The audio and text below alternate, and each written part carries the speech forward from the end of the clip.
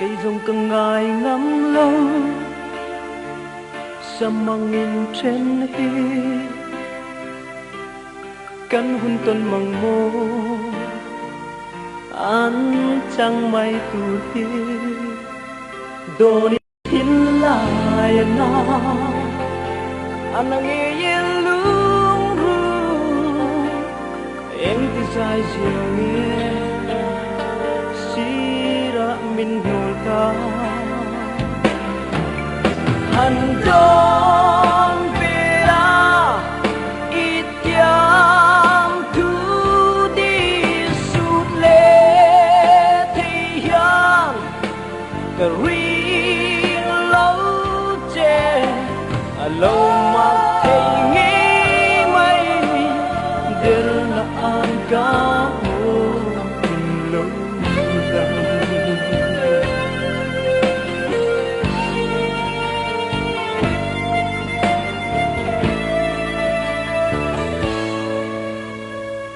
nâng nền lên đúng khi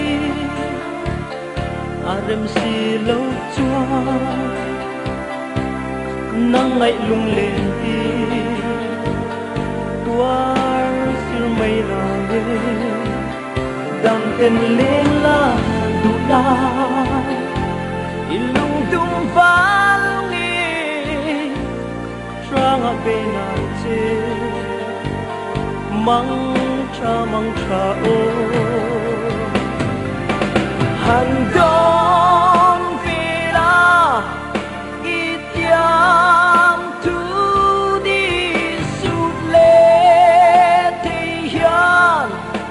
cái riêng lâu che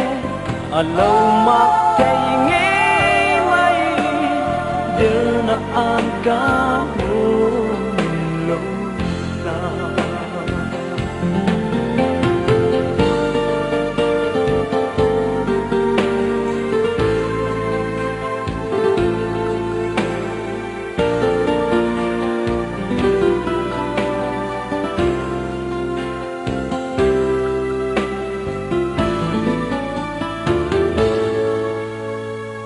cây rồng cặp hù lâu che dầm mual cả liam ta nghe hú tóc lên đằng trái la qua cất lại mà sẽ căng in lòng che nắng nè nó lim lại xa tu đang ngay đầu qua lại qua căn và la